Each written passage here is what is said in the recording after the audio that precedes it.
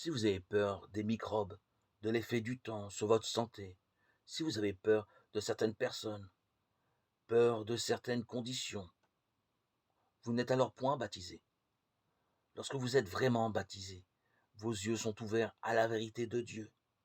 Cette vérité vous étreint au point que vous écrirez: Je suis né à nouveau.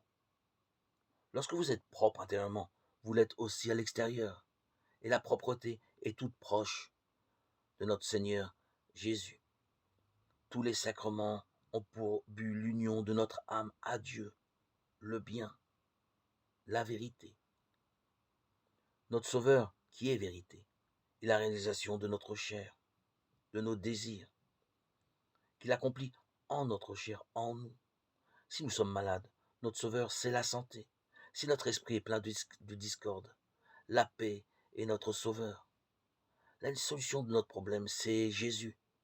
Quel que soit notre problème, il est toujours notre Sauveur.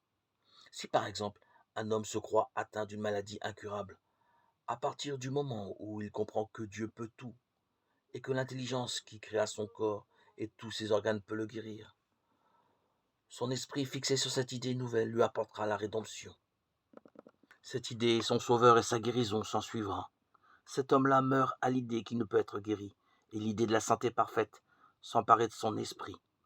La présence de la guérison infinie répond à sa foi, et il guérit instantanément. Sa prière est alors exaucée, il est baptisé, c'est-à-dire qu'il est purifié d'une fausse croyance.